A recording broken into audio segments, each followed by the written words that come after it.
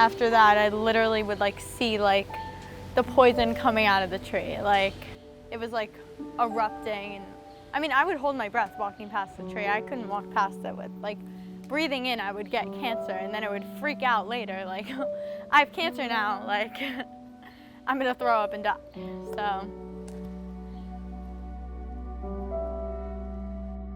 all my OCD stems from my huge emetophobia. So fear of vomit is, I mean, it goes vomit death. Like, it is bad. Holy crap, it's hot. So we're at my house, and this way is the 2 trees that I thought were poisonous, and we're gonna go and visit them. I definitely just thought, well, I thought walking by it would give me cancer alone. Like, I see the trees and like would literally see like the poison coming out of it. Like one of the trees is a little tree. It's not scary at all.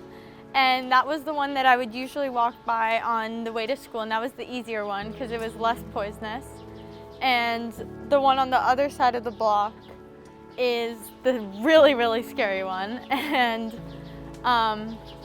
the little one was the one that I would have to walk past or run past each day on the way to school. It's the one that I accidentally walked into and then freaked out. This is it. This is the big scary tree. And so it's my biggest fear for a while, and now it doesn't mean anything to me. So OCD gives false alarms. And the false alarms tend to be rather bizarre, extreme, ridiculous. They don't make sense to anyone else. So for instance, someone might walk by a tree and think, oh, that tree is dangerous, or it's bad luck and I can't go by it. So they're very sort of illogical kinds of connections. We often call that magical thinking because there's no rational relationship between the trigger and the outcome. You know, a tree and death, things like that. Me and my mom just walking past the tree, going to the grocery store. There's a bottle on the tree. This one had red liquid, that one had orange liquid. For some reason, red liquid was obviously more toxic. So I was very afraid that going past this tree would poison me. And here I am, and honestly, as soon as I got over my fear of that tree, I just came right over here and I was fine with this tree. So that being the less scarier tree really helped. Should we see the other one? It's the least scary one on the block. This is the infamous tree. It was the biggest fear of mine, and it's little and tiny and doesn't mean anything. So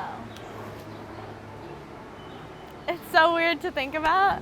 I didn't want to breathe near it. I would like hold my breath while I walked past, and I would run.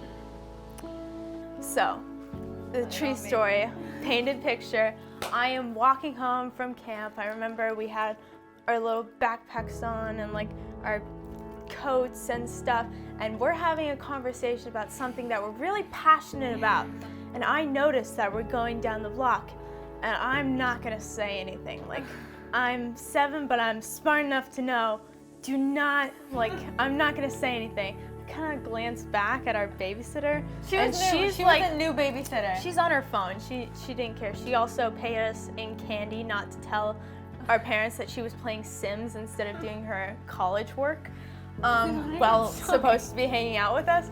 So we're going past the tree, and I don't know if you noticed, but I stopped a little bit, like by muscle memory, where you were supposed to, but you went on. So I was like, okay, we are doing this. I am not gonna bring it up unless you do, because that would not end well. And then I see Rebecca, our babysitter, as we just passed the tree, and she's like, and I went, shh. And she goes, Vanessa, good job passing by the tree. And I went like, what did you do? Vanessa's screaming, running down the street, flinging her clothes off, and I just turned around and I just yelled at Rebecca. I was like, do you know what you just did? This is gonna be months and months of exposure therapy because you could not be quiet. I was distracting her. Like, why? What got out of it that could possibly benefit you? So I was very frustrated. When my therapist came to my house, I had to touch a berry, then a leaf, then like touch the tree, put 1 foot closer. And the single day that she came to my house was the day that I got over my fear in like 4th or 5th. I think it was halfway through 4th grade probably. The evidence-based treatment for obsessive compulsive disorder is exposure and response prevention therapy. ERP is a type of cognitive behavior therapy, which means that we're going to work with your cognitions so that you get the corrective feedback that your fears are irrational and excessive, and we're going to work with you behaviorally, which teaches you how not to engage in safety behaviors to gain relief. Because every time you do a compulsion and you go, that feels a little bit better, it's only temporary before the next intrusive thought comes in. And that reinforces the whole vicious OCD cycle. Okay, so in school we learned about Marie Curie, and she's a famous scientist who discovered radium, but every rock that I saw after that discovery, also, wait, radium gives you cancer and cancer makes you throw up. So every rock that I would see after that, laying on the street, in the park was off limits for me at this point. Like, on the street, if I saw this little rock, my mom would have to come and pick me up, and I live right down the block. My mom would have to come and pick me up and take me in an Uber and drive me home. Like, from Manhattan. It was that bad. So, here I am with the rock. I can hold it, I can touch it, nothing's bad. Well, certain things I do are compulsions. So when I have an irrational fear of something, it's something that I do to tell myself the fear won't happen, it won't come true. So in a way, the compulsion for the tree is just avoiding it. Or asking for reassurance. When I asked my mom if a berry flew in my mouth, that was a compulsion because it's something that would make me feel better if I had an answer. I have a lot of friends who also have very severe emetophobia. So we'll have like a group chat where it can be like, don't watch this movie, it has throw up in it, or like talk, even be like, I'm getting my 2nd COVID shot, I'm scared I'm gonna throw up, like any tips.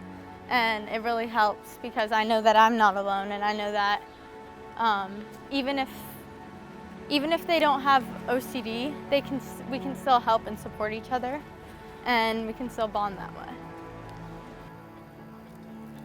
This is regular tap water. I am pouring the tap water into the cup. We think that there's brain-eating amoebas in the water, and we're still gonna drink it because we're stronger than that.